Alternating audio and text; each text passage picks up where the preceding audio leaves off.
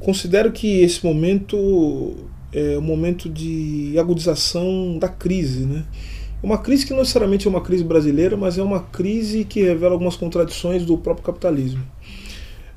Acho que o Brasil, ao mesmo tempo em que sente os resultados de uma, como eu falei, de uma crise econômica que não começa no Brasil, mas que está na Europa, está nos Estados Unidos, o momento é daquele momento que a gente chama de tempestade perfeita, porque as instituições políticas que têm o papel de domar as contradições do capitalismo no momento de crise não tem mais essa condição, perderam a sua condição. Ou seja, se até então o poder político se legitimava pelo que a gente chama de presidencialismo de coalizão, um jogo de forças que se dava a partir de relações fisiológicas entre o Congresso e os ocupantes da presidência da República, esse modelo ele já não mais encontra sentido, ele já não mais encontra legitimação. E nesse processo, obviamente que vitaminado pela crise econômica, o ambiente ele tende a ser um ambiente de caos, né? Um ambiente de incerteza, um ambiente politicamente muito instável. Junta-se a isso o fato de que algumas dessas contradições do capitalismo, esses problemas econômicos, eles de alguma maneira se chocam com os projetos de país que estão de alguma maneira previstos na Constituição de 88. E falo especificamente dos direitos sociais, né, que precisam ser financiados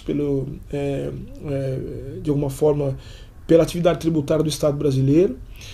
E quando você tem um ambiente de luta pelo orçamento, em que frações do capital brigam para ter o orçamento nas mãos, em especial o setor financeiro, junto com a parte do setor empresarial, de alguma maneira isso acaba se refletindo numa política que é de precarização das condições dos trabalhadores no Brasil.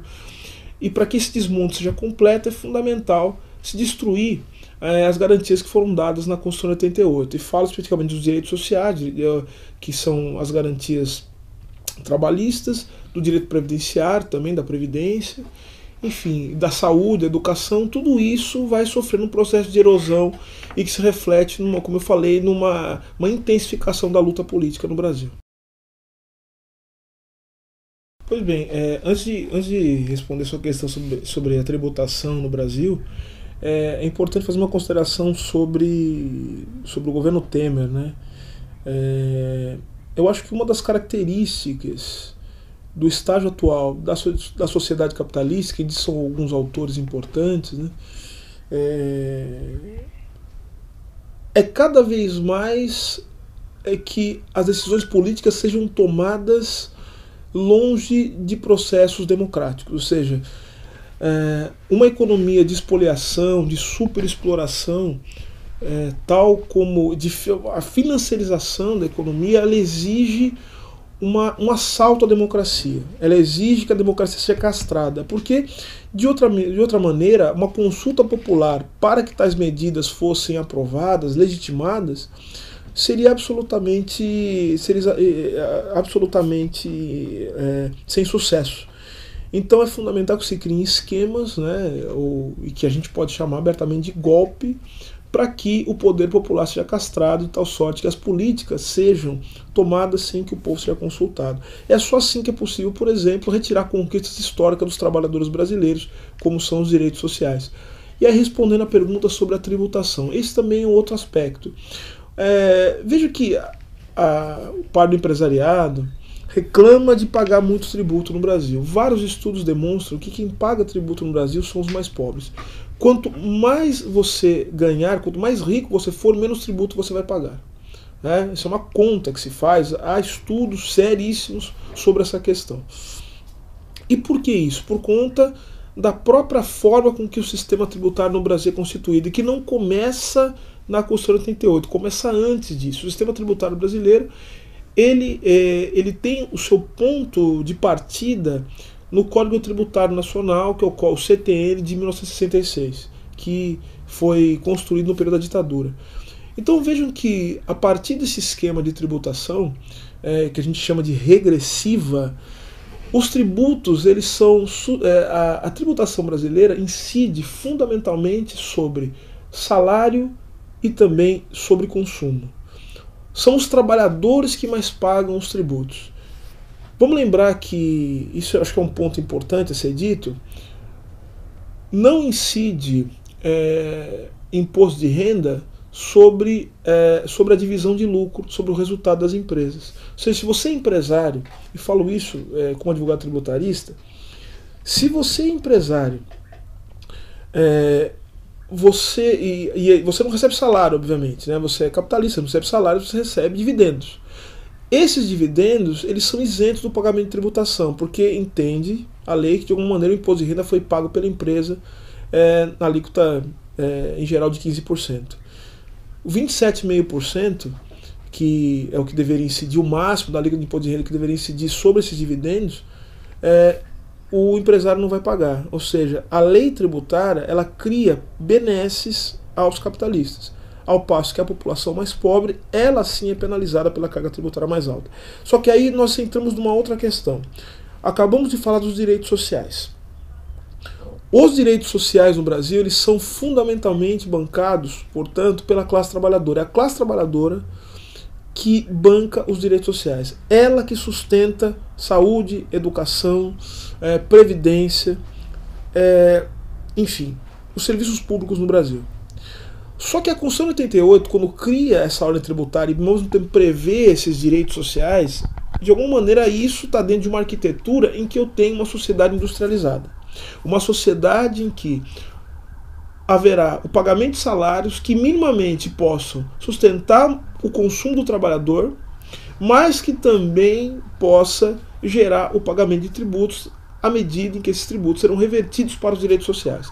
Pois bem, se você tem um processo de financiarização da economia, se você tem um processo de destruição da indústria, você também tem a perda dos empregos de qualidade, que não são os empregos precários e que, portanto, poderiam sustentar os direitos sociais. Diante disso, se tem um quadro, uma crise fiscal, né, que torna impossível sustentar os direitos sociais, ao mesmo tempo que se tem a maior parte do orçamento brasileiro capturado para o pagamento de juros bancários. Uma dívida pública, né, e como diria Marx, né, a única coisa que é pública de fato é a dívida, né? Então a dívida se torna pública, ao mesmo tempo o povo trabalhador, a classe trabalhadora tem que pagar essa dívida, né, essa dívida pública, que vai se reverter em lucro para os grandes banqueiros, para o grande sistema do capital financeiro internacional, e os direitos sociais se tornam impossíveis de serem pagos. E num contexto de crise em que eu tenho uma guerra pelo orçamento que só pode ser capturado se eu tiver no poder do Estado sem democracia, essa crise ela se aprofunda muito mais, né? E aí outras medidas serão necessárias, são medidas de contenção contra os conflitos sociais que serão gerados a partir do descontentamento do povo. Se eu não tenho democracia, e ainda que a democracia formal, né, que é a democracia do voto, capitalista, burguesa, como se costuma dizer, eu vou gerar uma série de fatores de insatisfação que só podem ser contidos mediante a violência estatal. É a polícia, exército na rua, o encarceramento em massa da população, especial da população negra, né, o que torna esse ambiente ainda mais instável. Então, ou seja, instável. Nós estamos num momento de crise bastante profunda, de fato, em que, ao contrário do que se podia dizer antes, talvez a gente ainda não esteja muito claro para nós qual será a saída dentro da política institucional. Nós ainda não conseguimos criar esse quadro. E eu quero repetir isso. Esse quadro de incerteza, de instabilidade, não é exclusividade do Brasil. Nós estamos vendo o que está acontecendo na Europa, em relação à União Europeia, nos Estados Unidos também, em que as eleições lá elas tomam uma configuração também bastante, vamos dizer, bastante peculiar. Então essa incerteza em relação aos mecanismos institucionais e sua capacidade de lidar com as crises econômicas se torna um horizonte cada vez mais instável, a crise ganha áreas dramáticos diante desse contexto. A questão racial, no Brasil, ela só pode ser vista como um elemento constitutivo das relações sociais no Brasil, das questões ligadas à economia e à política. A política e a economia no Brasil não pode ser compreendida se nós não entendermos como a questão racial ela se insere dentro dessas estruturas. Bom, lembrando que a economia brasileira ela se inicia com um processo de escravidão, né? A escravidão ela tem esse contorno racial, ela define o que seria de fato a classe trabalhadora no Brasil, e depois todos os momentos da história do Brasil, todas as mudanças da economia do Brasil, a formação do capitalismo brasileiro e a formação do Estado brasileiro também estão imbricados com uma política racial. Agora, levando isso para um contexto ainda maior, né? A gente está falando da crise. Todo o contexto de crise, ele se revela então ele vai criando e revelando estratégias de controle sobre a classe trabalhadora, que são controles sobre a subjetividade e que são controles sobre a identidade. Nesse sentido, a gente pode estabelecer aí, acho que sem muitas surpresas, né, no meio do caminho, uma relação entre as crises sistêmicas do capitalismo, inclusive essa, com mudanças na política racial ou na forma de tratar a questão racial em todo o mundo, em todos os contextos. A gente lembrar da primeira grande crise do capital, de 1873, né, a gente vai perceber que essa crise vai ter consequências, né? As consequências dessa crise, elas chegam no Brasil, né, e é algo que já vinha acontecendo há muito tempo, com vamos dizer assim, com esgarçamento da escravidão no Brasil, né?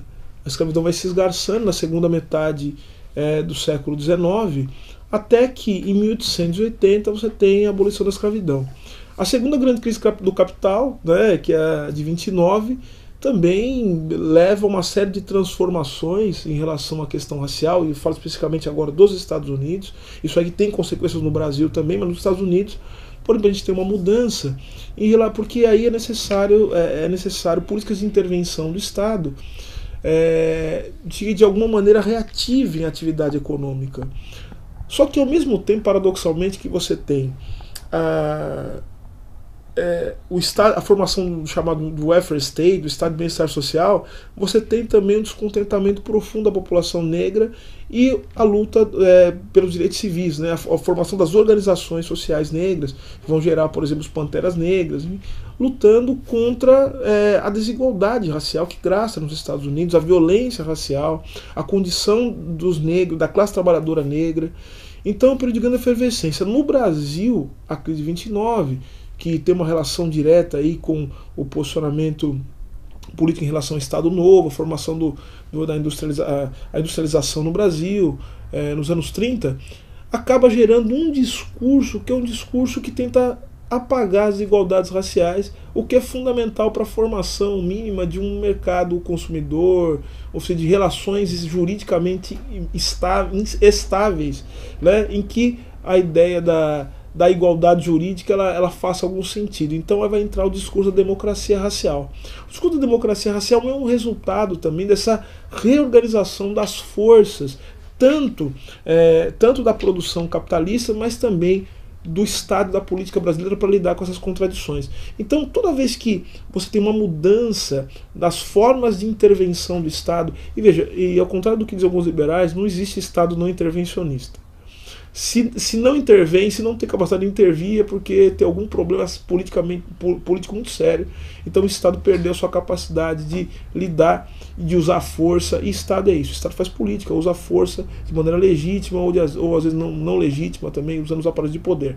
Então vejam que os Estados, e no Brasil não é diferente, tem que se constituir e criar políticas, estratégias de racialização. Isso é fundamental. É necessário para manter sob controle a classe trabalhadora. É fundamental para que certos períodos de crise sejam normalizados. E nós estamos vivendo um momento como esse aqui no Brasil, né? Como é que isso aparece, por exemplo, na relação entre racismo e Estado, na conjuntura atual? Na conjuntura atual, isso aparece na vida política brasileira, agora normal, desse último período. Bom, vejo que o último período, e acho que a gente pode falar especificamente dos governos Lula e Dilma, o que a gente percebe é que, até por conta das peculiaridades que levaram o governo do PT ao poder, nós podemos perceber que houve uma participação, assim, uma participação do movimento negro muito grande, até na formação do partido, enfim, nas discussões, o que depois acabou, de alguma maneira, fazendo com que certas políticas, certas reivindicações do movimento negro tivessem que ser atendidas naquele momento. Mas isso encontra um limite dentro da própria política de um Estado que é historicamente racista e historicamente se constituiu para manter privilégios. Então o que a gente conseguiu, que foi muito importante, e eu quero deixar claro que de maneira não diminuir a importância disso, a gente conseguiu, por exemplo, a política de cotas raciais. E que foram, de alguma maneira, foram referendados pelo Poder Judiciário. O Supremo Tribunal Federal disse que a política de cotas era compatível com a Constituição, só que em um determinado momento a gente começa a perceber que tem algumas coisas que estão se chocando. Por exemplo, a questão quilombola, que também foi levada ao Supremo Tribunal Federal, porque muitos diziam que a política de reconhecimento das terras quilombolas ela era inconstitucional. Então o Partido Democrata, junto com os ruralistas, ingressaram com ação no STF para discutir a constitucionalidade dos decretos que eles também entraram, o DEM, lembrando, né, entraram contra as cotas também para discutir a constitucionalidade dos decretos, ou do decreto que reconhece as terras quilombolas. Pois bem, um dos ministros que votou efusivamente a favor das cotas deu um voto arrasador contra as comunidades quilombolas, dizendo que o decreto era inconstitucional e que o decreto, portanto, ele não era compatível com a ordem jurídica nacional. E aí a gente começa a perceber o que está por trás disso, fazendo uma análise mais profunda. É que a questão das terras quilombolas é uma questão que envolve a economia brasileira, que envolve a questão da terra, que envolve um reposicionamento em relação à questão agrária, que também é um elemento estrutural do racismo. Então, uma coisa é permitir que os negros entrem nas universidades públicas, onde estão a minoria dos alunos. A maioria dos alunos, né, das universidades estão nas universidades privadas e não nas públicas, onde não se discute política de cotas. Né? Claro, você tem o ProUni, que tem política de cotas, mas isso ainda não é o grosso, né, da população universitária. Então você tem nas universidades federais, deixar claro, federais, você tem uma lei que depois instituiu política de cotas. A política de cotas também, o Supremo disse que ela é possível, mas que ela não é obrigatória. Ela não é obrigatória. Então, o que o Supremo disse? Quem quiser pode fazê-lo, mas não é obrigado a fazer. Já mexer na propriedade? Já mexer na propriedade, não pode mexer. Né? Claro que o julgamento ainda não terminou, mas o que eu digo, eu tomo como exemplo o julgamento da demarcação das terras indígenas Raposa Terra do Sol. O Supremo falou, Raposa Serra do Sol, o Supremo falou, olha, realmente pode demarcar, só que ele institui uma série de condições que tornam praticamente impossível a demarcação de terras. Né, que criam uma série de condições, inclusive condições que não estão previstas na Constituição. Né? Então o Supremo regula, e obviamente que o Supremo é um tribunal político, né? Um tribunal político que tem um papel dentro da política e que de alguma maneira ele vai estabelecer essas condições a partir da reprodução de uma ordem que já está estabelecida. Então vejam, você vai para a USP agora, vai para as universidades estaduais, em especial a USP. Né? Algumas estaduais têm política de cotas. O Rio de Janeiro tem... Foi o primeiro estado a ter uma lei que em 2002, salvo engano, que determinou cotas nas universidades estaduais do Rio de Janeiro. Só que depois da decisão do Supremo, o movimento negro de São Paulo começou a reivindicar cotas na USP. A reitoria da USP manifestou dizendo o seguinte: aqui não vai ter cotas. E resistiu bravamente até hoje. O movimento negro luta duramente para que haja política de cotas. E até agora nada foi resolvido. Foi apresentado até um projeto de lei para instituir cotas, mas a Assembleia Legislativa, dominada pelo governo do Estado, que é um governo do Estado um governo muito conservador, também se posicionou contra a política de cotas. Então, ou seja, o que a gente tem é um quadro, né, em que esses avanços eles encontram um limite, primeiro, que é um limite estrutural, que é da própria lógica da reprodução da sociedade capitalista, que é uma sociedade em que a desigualdade ela deve a desigualdade ela é constitutiva das relações sociais. Ao mesmo tempo, encontra também um bloqueio dentro do próprio modo de funcionamento das relações sociais do Brasil, que são pautadas por relações de poder assimétricas, racismo, ausência de democracia, ou seja, republicanismo de fachada. Então, tudo isso é um impeditivo. Isso torna a questão racial assim, tratada de maneira... torna a questão racial algo bastante grave aqui no Brasil. Agora, se nós olharmos hoje, hoje com o governo interino, o governo ilegítimo, o horizonte ainda é mais sombrio, ainda mais sombrio. Porque se antes por conta da história do partido, enfim, havia uma permeabilidade da questão racial de maneira limitada, hoje não há qualquer compromisso com isso. Não há compromisso com a questão racial por parte desse governo. Muito pelo contrário. Eles têm um compromisso com aqueles que sempre defendem o racismo abertamente. Com grupos sociais ultraconservadores, de direita, ou até de extrema direita. Bom, lembrando que o ministro da Educação, o atual, ele é do partido que ingressou com ação, uma ação questionando a constitucionalidade das cotas e também da demarcação ou do reconhecimento das terras quilombolas. Então, ou seja, é um governo que, além de não ter o compromisso com a luta antirracista, é um governo que se constitui de pessoas que fazem, da sua atuação política uma luta contra todas as bandeiras do movimento negro. Isso é muito grave. Não bastasse isso, as próprias condições estruturais elas são agravadas pelo governo, pelo atual governo, e que se coloca totalmente em linha com os interesses, vamos dizer assim, contrários aos interesses nacionais. Então, se pudesse haver qualquer interesse na formação de uma... e veja, estou falando aqui nos limites do reformismo, tá?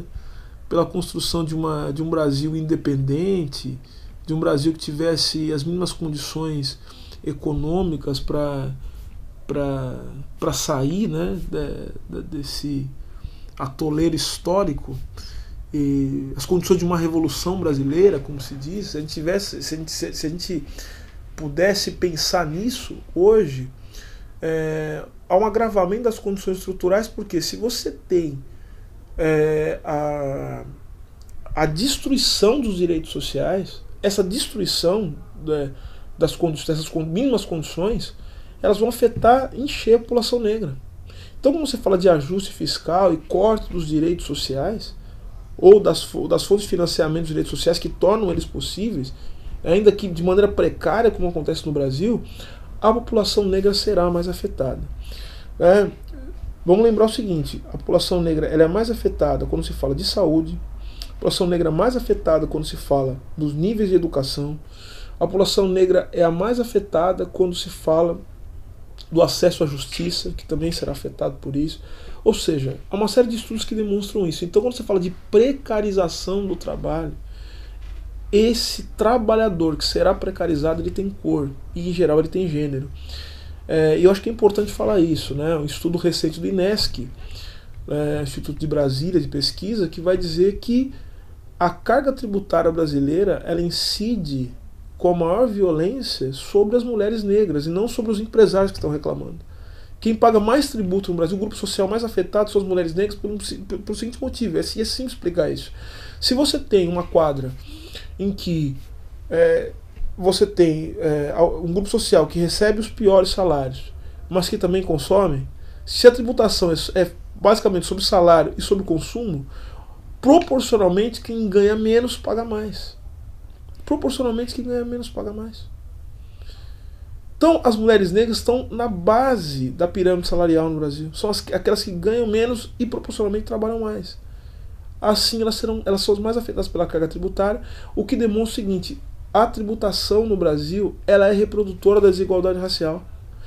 Então não se pode tirar a questão racial da discussão sobre o que seria uma reforma tributária no Brasil.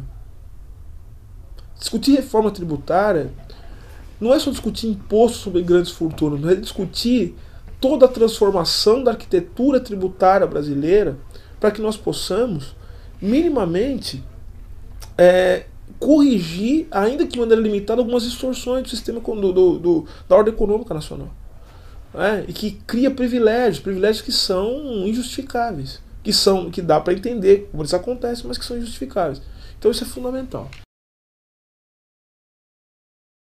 Bom, eu não acredito, e não é que eu não acredito do ponto de vista ético, eu não acredito do ponto de vista político, real mesmo, que haja alguma coisa que chama independência e também não acredito no ativismo. Eu acho que o juiz, ele, na sua atuação, ainda que independente, o juiz ele tem conexões e tem lastros com uma determinada ordem econômica, com uma classe. Você não encontra um juiz que esteja desconectado do grupo social ao qual ele pertence antes de ser juiz e com a classe social também, que em geral é a classe social, que é a classe dos capitalistas. Então, ou seja, o juiz é reprodutor de ordem. Em sendo reprodutor de ordem, na sua atividade, ele está preso. Veja, eu não estou falando da figura do juiz, estou falando da formação subjetiva e estou falando também dos compromissos que o juiz tem com a normatividade, com a lei. O juiz ele não pode fazer. Veja, eu estou falando ainda de um juiz de primeira instância. O juiz de primeira instância, que é aquele que pega na ponta, ele está submetido a uma série de controles, inclusive controles pessoais sobre a sua atividade. O juiz, se ele tomar uma decisão, é por isso que você tem a possibilidade de revisão de uma decisão. O juiz decide, você tem a possibilidade de recurso, vai para o tribunal. E os tribunais, olha só, não é à toa, eles são compostos de maneira política, eles são em geral indicados por quem foi, pelo chefe do Poder Executivo, que foi eleito. E a gente sabe que para ser eleito você precisa fazer compromissos, que não são apenas com a população, com a classe trabalhadora, mas você precisa fazer compromissos também com o grande capital. Então, nesse sentido, os juízes eles serão indicados a partir de um perfil que vai, dos tribunais em especial, serão indicados a partir de um perfil daqueles que vão seguir a ordem, que vão rezar a cartilha. E outra coisa, os juízes em geral, o que eles são? São homens, são brancos, enfim, e isso obviamente que cobra um preço na atuação. Agora, em relação ao ativismo judicial, o que se chama de ativismo judicial? Isso é importante. Esse termo surgiu nos Estados Unidos, naquele período ao qual eu me referi, anos 50, 60, quando você tem a Corte Warren. A Corte Warren é uma corte que ficou muito famosa porque ela consolidou os direitos civis nos Estados Unidos, quando passaram a questionar, por exemplo, a igualdade racial, a possibilidade das suas afirmativas, enfim, tudo isso, a possibilidade do devido processo legal, aquela coisa de você ter o direito à defesa. Então é tida como uma corte liberal, liberal progressista. E aí o ativismo judicial, porque muitas políticas institucionais dos Estados Unidos foram implantadas a partir da atividade dessa corte. Só que se a gente começar a olhar a história dos Estados Unidos, a gente vai entrar é paradoxal, porque a gente vai perceber que não tem nem muita independência e nem também não tem esse ativismo todo.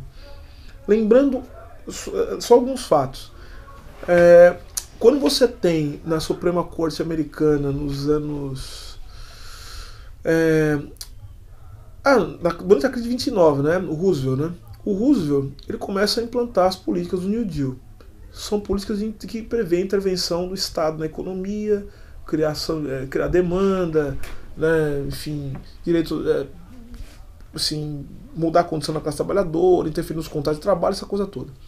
Pois bem, eis que essas medidas passaram a ser questionadas judicialmente, foram parar na Suprema Corte Americana, que julgou algumas medidas do New Deal inconstitucionais.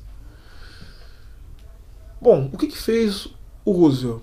O Roosevelt apresentou emenda constitucional para mudar a Constituição. E para implantar, a primeira coisa que essa emenda fazia, ela aumentava de 9 para 15 o número de juízes da Suprema Corte. E cada juiz que chegasse aos 70 anos ia ser substituído por um juiz indicado pelo Roosevelt. Ou seja, ele falou o seguinte: vocês não vão me deixar trabalhar, então eu vou interferir na corte. Apresentou para a emenda constitucional. Então o que aconteceu é que isso foi de alguma maneira fazendo com que os juízes fossem voltando nas suas posições. Alguns saíram da corte, se aposentaram, e outros foram mudando de posição até que ele conseguiu constituir uma maioria. Agora, vejam só, por que a Suprema Corte americana era contra medidas que salvavam a economia americana, ou que pretendiam salvar a economia americana naquele período tão drástico, de pobreza, de miséria?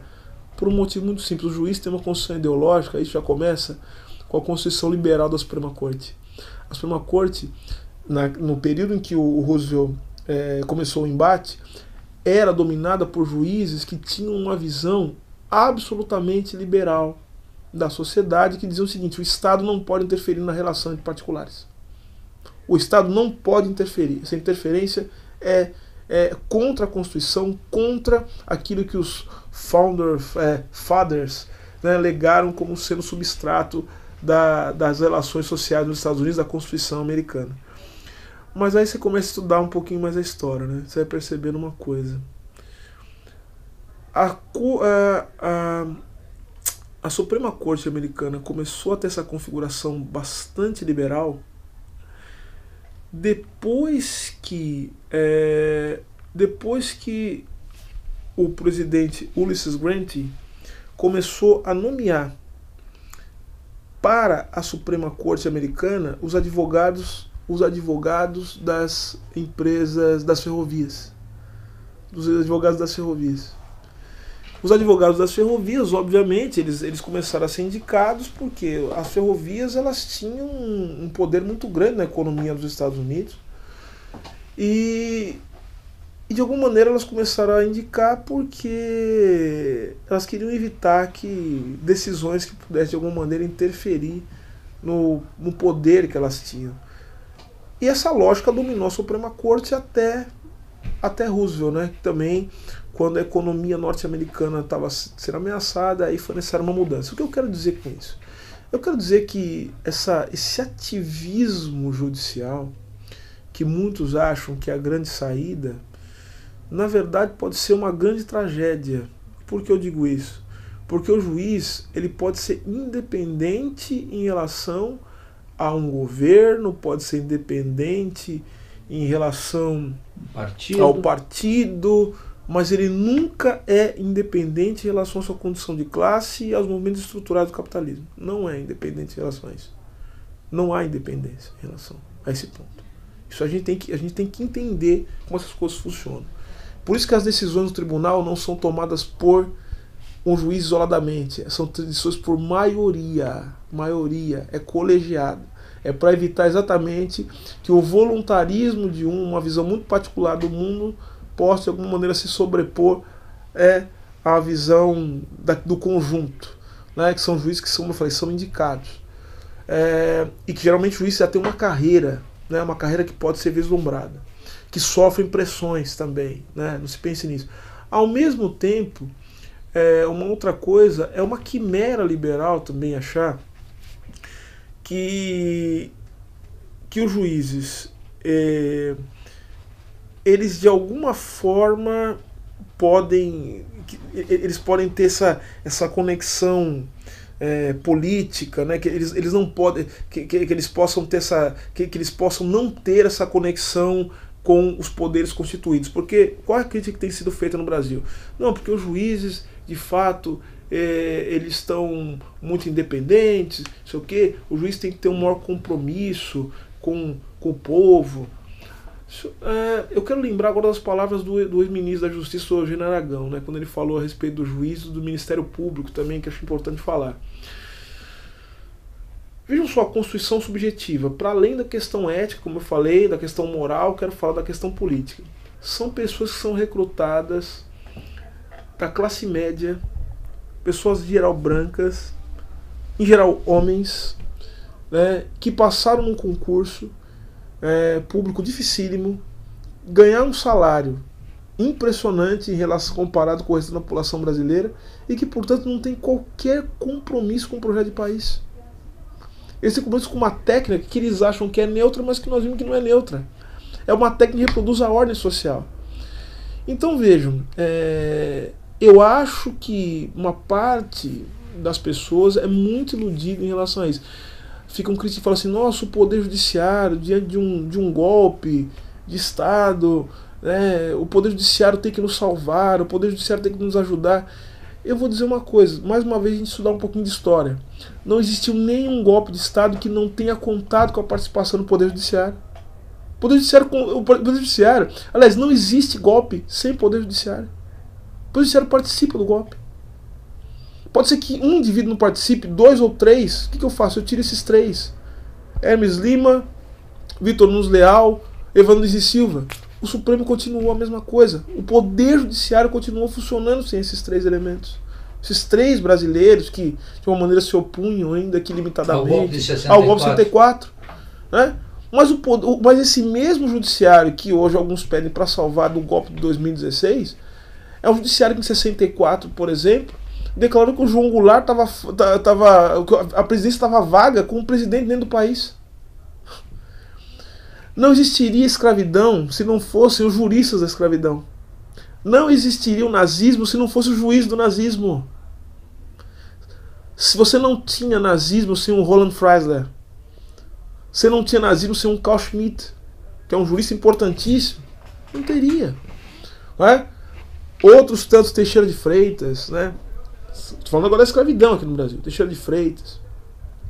Todos os juristas, a maioria deles, pelo menos, que se formou no Lago São Francisco e se formou também na Faculdade do Recife, todos eles, né? Eles estudavam as leis da escravidão, eles estudavam direito administrativo, os escravos do reino, eles estudavam o escravo como coisa semovente no direito civil. Quem se revoltava contra a escravidão, em geral, eram pessoas, e mesmo aqueles grandes juristas, falo do Luiz Gama é o maior jurista, o maior advogado da história do Brasil.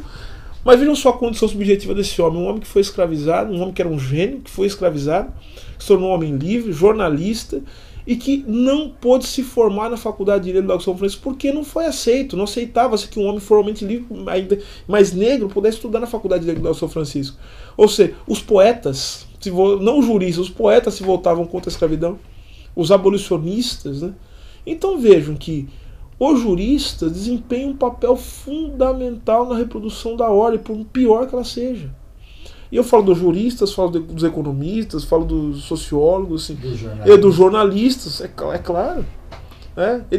Obviamente você tem você tem que ter esses professores. Por isso que assim, eu não acredito muito em certas coisas. Né? Por exemplo, o pessoal fala assim, não, precisamos... o problema do mundo é a ignorância, que as pessoas não estudam. Às vezes o cara estuda e fica pior, né? A pessoa estuda fica pior porque ela fica mais convicta, né, das suas posições, por mais reacionárias e absurdas que elas sejam. É isso.